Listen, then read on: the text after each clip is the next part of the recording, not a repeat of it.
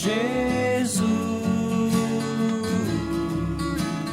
é o meu bom Salvador.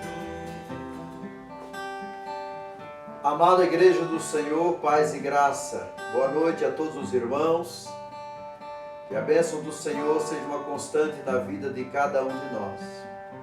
Nesta noite de domingo, nós queremos meditar na palavra do Senhor para o conforto das nossas vidas e também uma mensagem evangelística para o coração daqueles que vão ouvir e assistir também esse vídeo.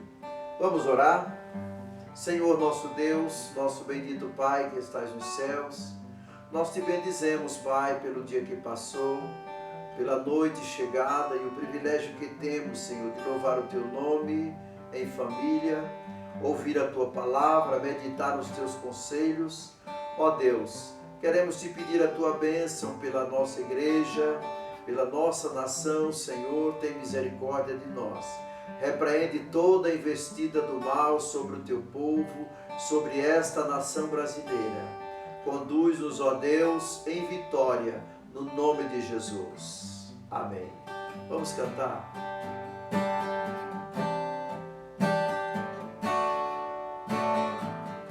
Não tenha sobre ti um só cuidado, qualquer que seja, pois somente um seria muito para ti.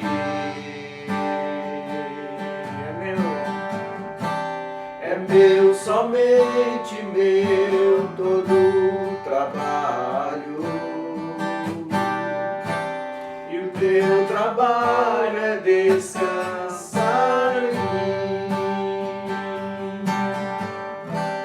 É meu, somente meu, todo o trabalho, e o teu trabalho é descansar em mim. Não temas quando enfim tiveres que tomar decisão. Entrega tudo a mim, confia de todo o coração. É meu, somente meu, todo o trabalho, e o teu trabalho é descansar em mim. É meu, somente meu. É meu, somente meu, todo o trabalho, e o teu trabalho é descansar em mim. Não temas quando enfim tiveres que tomar decisão.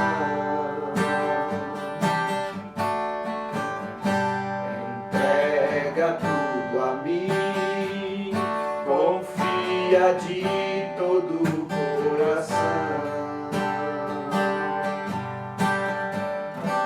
É meu, somente meu, todo o trabalho,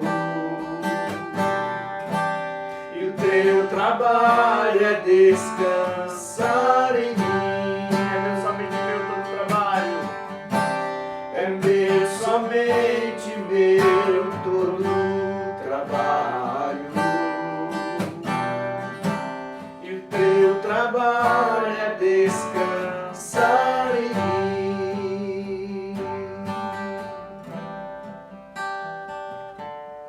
Amém.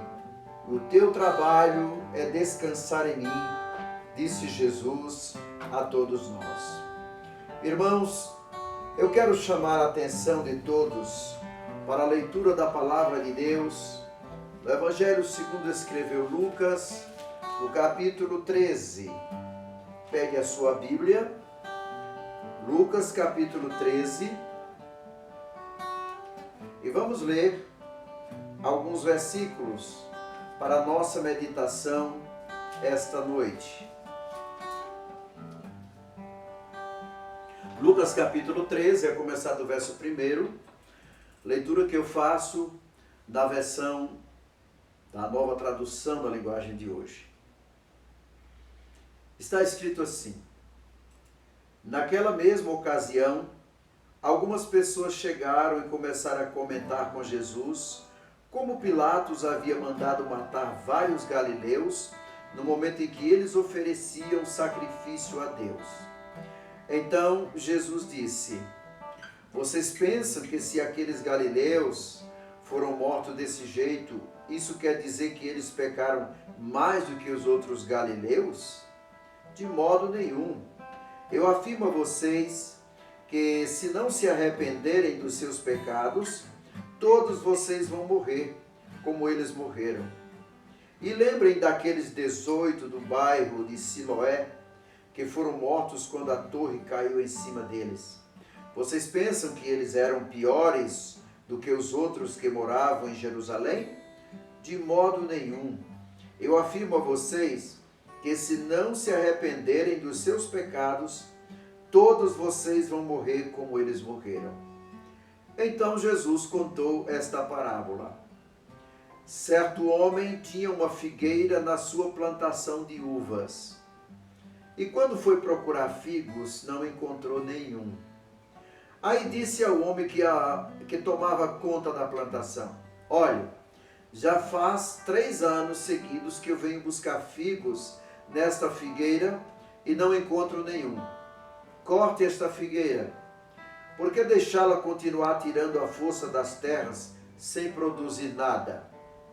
Mas o empregado respondeu: patrão, deixa a figueira ficar mais este ano. Eu vou afofar a terra em volta dela e pôr bastante adubo. Se no ano que vem ela der figos, muito bem. Se não der, então mande cortá-la. Deus abençoe a sua palavra em nossos corações. Vamos louvar a Deus?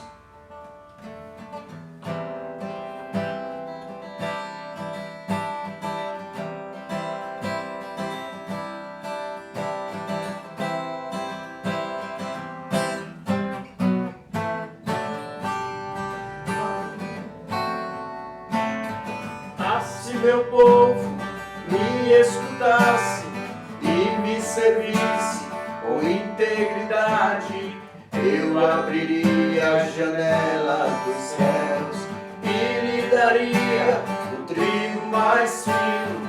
Assim meu povo que me adora, me adorasse acima de tudo. Com meu puro da rocha o sustentaria. A palavra de Deus é fiel e jamais ela volta vazia. Se eu honrar e bem dizer ao meu Senhor, obedecer, eu comerei o melhor dessa terra. A palavra de Deus, a palavra de Deus é fiel e jamais ela volta vazia. Se eu honrar e bem dizer ao meu Senhor, obedecer, eu comerei o melhor dessa terra.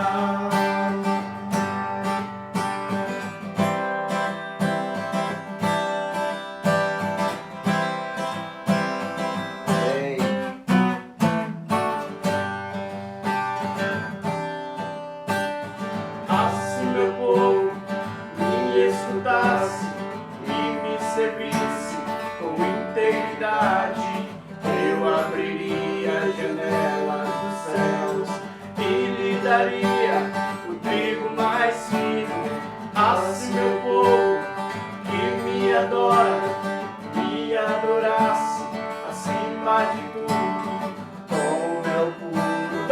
glória nos sustentaria. A palavra de Deus é fiel e jamais ela volta vazia. Se eu honrar e bem dizer ao meu Senhor, obedecer, eu comerei o melhor dessa terra. A palavra de Deus, a palavra de Deus é fiel e jamais ela volta vazia. Se eu honrar e bem dizer ao meu Senhor, obedecer, eu comerei o melhor dessa terra. Eu comerei o melhor dessa terra.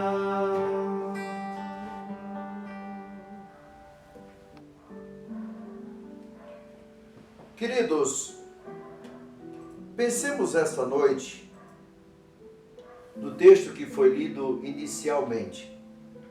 No texto lido, Jesus fala de duas tragédias. Eu gostaria de convidar os irmãos a meditarmos no capítulo 13 de Lucas, onde nós lemos, do verso 1 até o verso 9. Meditar debaixo do tema Jesus e as tragédias humanas. A verdade, meus irmãos, é que desde o início da história humana, a existência da dor e do mal no mundo tem sido interpretada como um problema. Para muitos, há uma contradição entre a existência das várias formas de sofrimento e a existência de um Deus amoroso e poderoso. Muitas pessoas não entendem ou não querem entender. Muitos agnósticos concluem que ou Deus não é bom ou ele não tem poder para eliminar o sofrimento do mundo. O cristão, porém, tem sua convicção firmada nas Escrituras, que assegura não apenas a existência de Deus, sua bondade e seu poder, mas também sua ativa participação no universo, levando a cabo o conselho sábio de sua vontade. O texto de Lucas que nós lemos é uma peculiaridade do terceiro evangelho e, como o restante do livro, é fruto de acurada investigação. Nós vemos no início do livro, capítulo 1, verso 3, que Lucas cuidou em fazer uma apurada investigação.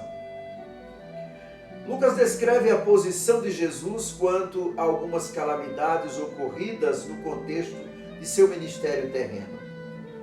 Uma dessas calamidades teve origem em um agente humano e a outra das chamadas causas naturais ignoradas. Todavia, Jesus não concentra sua atenção nas calamidades, mas na condição espiritual dos presentes. Sua resposta àqueles que o abordaram foi, ao mesmo tempo, decepcionante e reveladora. Decepcionante porque Jesus não fez a conexão intencionada pelos informantes. Eles se aproximaram de Jesus com relato de eventos externos e Jesus fez olhar internamente. Demonstram uma curiosidade teológica urgente e Jesus apontou para algo que era teologicamente mais importante, ou seja, a condição espiritual de cada um. Foi-lhes apresentado um problema e ele tratou de pessoas. A resposta de Jesus foi também reveladora, porque demonstrou sua perspectiva quanto ao verdadeiro problema do ser humano. Segundo o Senhor, há uma calamidade maior do que qualquer catástrofe que possa cometer o ser humano nesse mundo. Vejamos quais foram os argumentos básicos de Jesus na resposta que ele deu aos que chegaram. O primeiro argumento de Jesus foi este: por mais terrível que seja uma tragédia, não importa a priori a culpa específica. Aquele grupo de pessoas veio a Jesus e relatou como Pilatos havia ordenado a morte de alguns religiosos galileus e misturado o sangue deles ao sacrifício que ofereciam. Isso equivaleria hoje, irmãos, à invasão de um templo evangélico por grupos de criminosos que assassinassem os adoradores e misturassem o sangue deles ao vinho da ceia do Senhor. Algo terrível, só de imaginar. A pressuposição daquele grupo parece ter sido a de que as vítimas daquela tragédia teriam cometido um pecado extraordinário. É a mesma conjectura que embasou as argumentações dos amigos de Jó quando foram visitá-lo. Jesus, porém, respondeu: se não vos arrependerdes, todos igualmente perecereis. Jesus estava dizendo o seguinte: a culpa de cada um de vocês é tão extraordinária como a daqueles que foram mortos por ordem de Pilatos. Jesus estava ensinando aqui, amados irmãos, 4 princípios cardeais. O primeiro, que todos são pecadores, conforme Paulo disse em Romanos 3.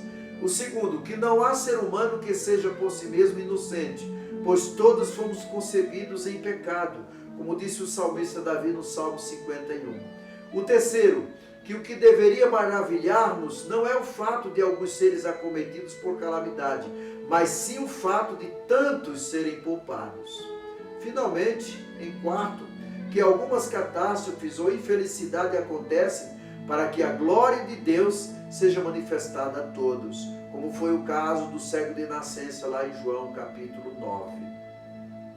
O segundo argumento que Jesus usou foi este: o aspecto surpreendente da tragédia deveria despertar-nos para a repentina destruição vindoura dos impenitentes. Jesus disse: se não vos arrependerdes, todos igualmente perecereis.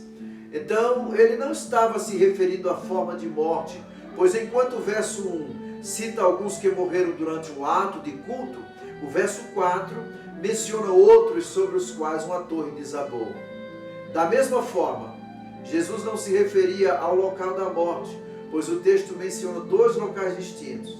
Tampouco se referia apenas à morte física, pois ele deixa claro que apenas que aqueles que não se arrependessem seriam acometidos de tal mal. As vítimas das tragédias descritas nesse texto certamente sabiam que morreriam um dia. O que não sabiam, porém, era quando nem como morreriam.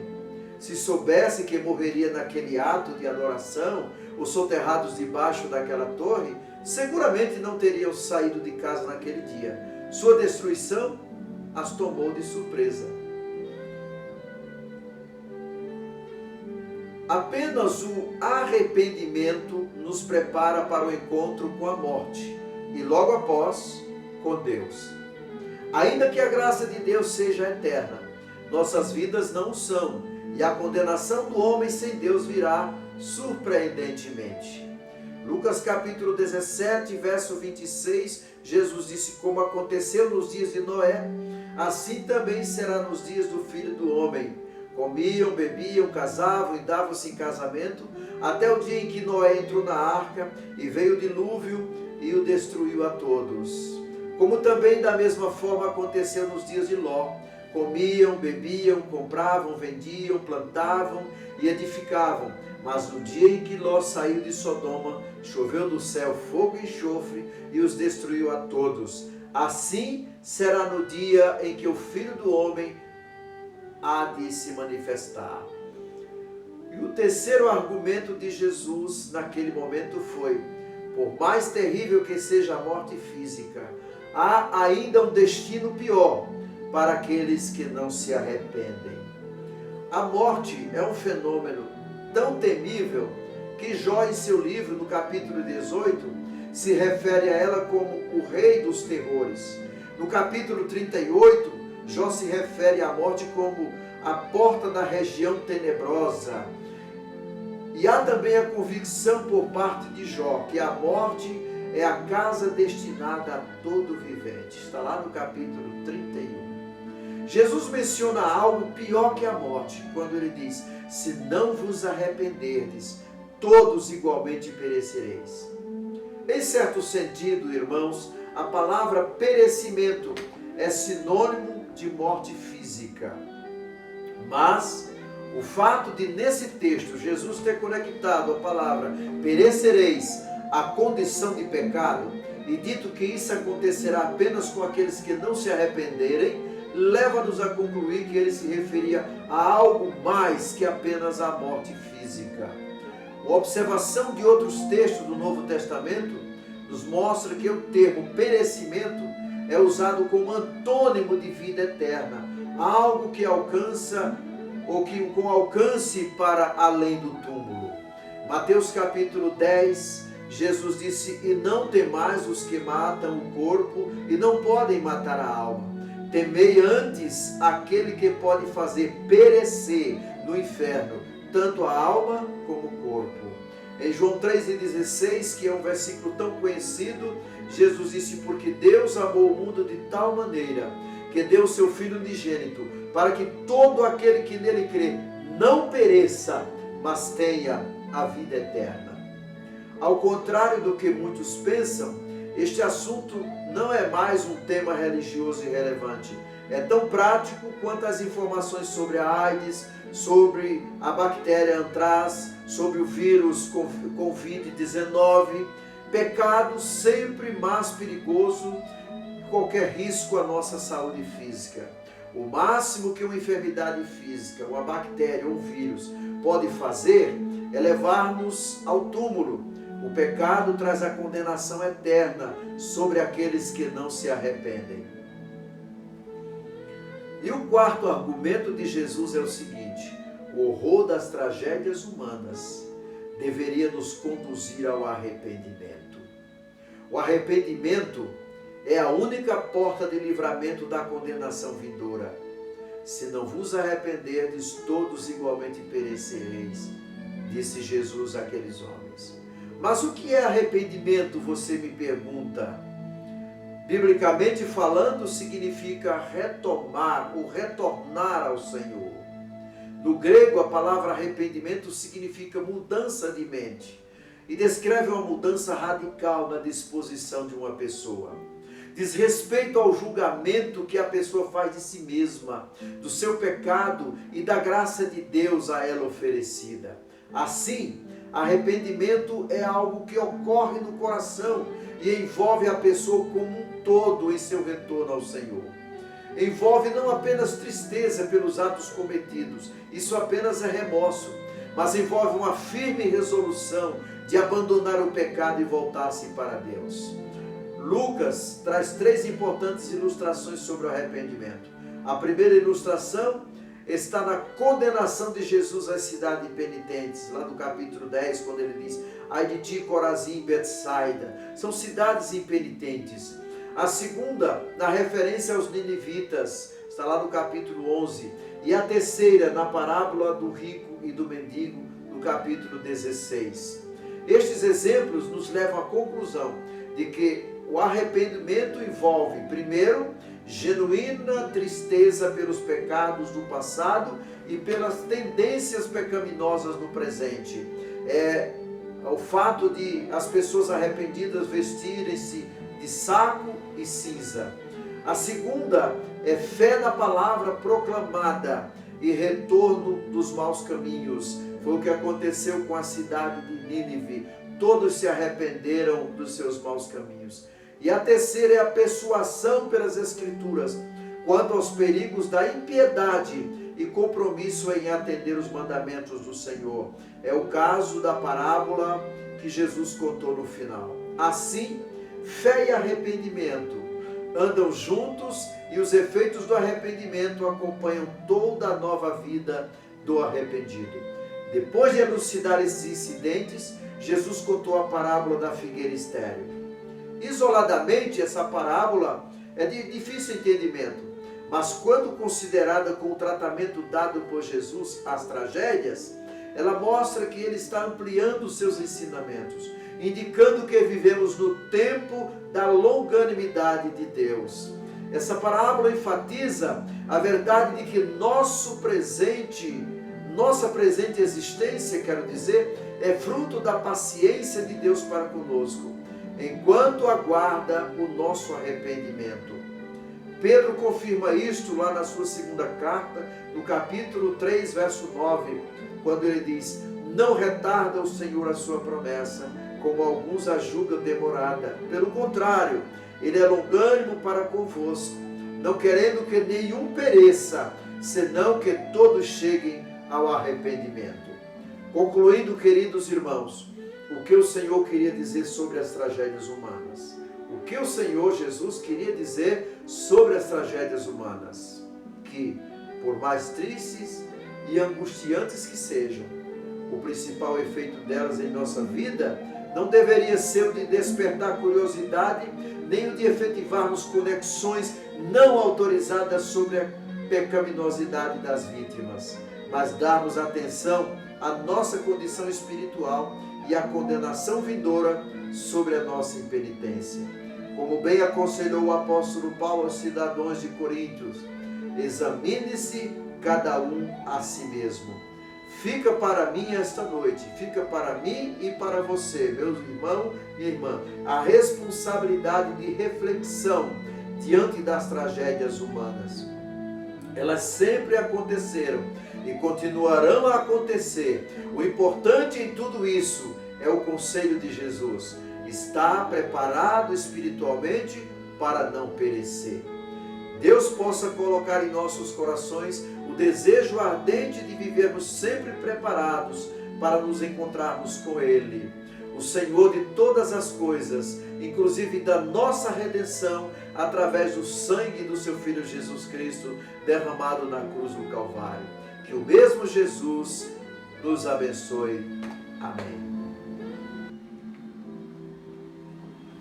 Queridos irmãos, o desejo desse pastor, vosso irmão em Cristo, é que tenham uma noite abençoada, um início de semana vitorioso.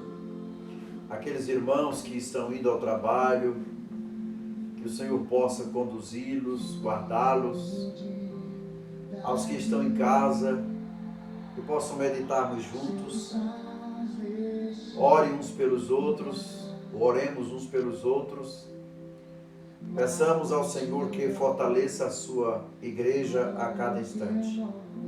Feche os seus olhos. Pai de amor, Deus de bondade, nós te louvamos agradecidos pelos momentos que estivemos meditando na tua palavra. Ó Senhor, nós te pedimos que esta palavra chegue aos ouvidos, ao coração de pessoas que ainda precisam se arrepender, ter uma comunhão contigo. Que nesses dias, ó Deus, de quarentena, muitas pessoas possam meditar na tua palavra. Muito mais a tua igreja, ó Deus, que possa ser edificada no teu nome, na tua palavra, consolada em Cristo Jesus. E que a graça, a misericórdia e a paz de Deus, o Pai, e de Cristo Jesus, o nosso Senhor, estejam com toda a sua igreja. Amém. Deus abençoe a sua vida, meu irmão. Deus abençoe a sua vida, minha irmã.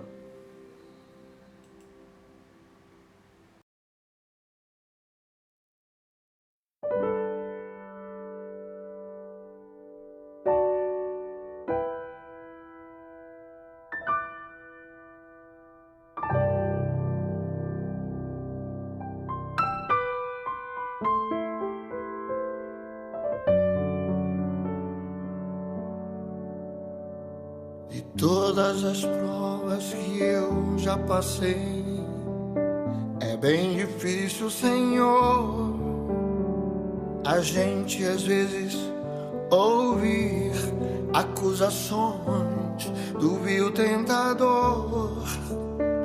Lembranças do passado vêm e querem me fazer parar, ou mesmo palavras de alguém que não quer na gente acreditar.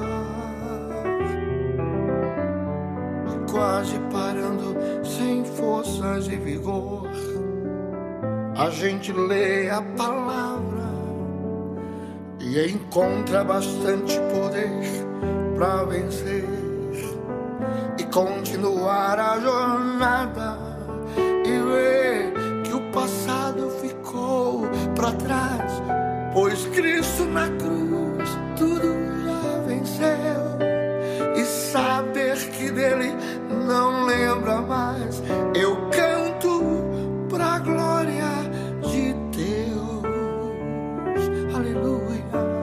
Nenhuma condenação há para quem está em ti, Jesus, cuja vida coberta está pelo sangue que desceu na cruz. É certo que prova e virão, investida, juiz, tentador, mas nenhuma condenação há para quem está em ti, querido Senhor.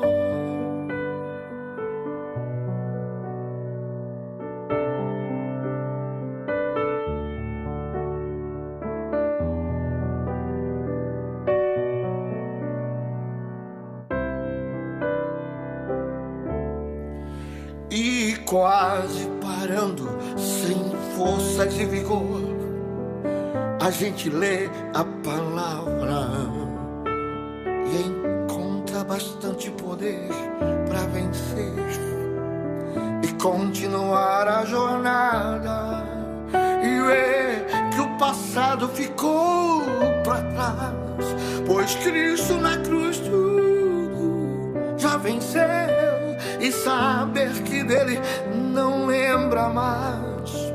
Eu canto pra glória de Deus.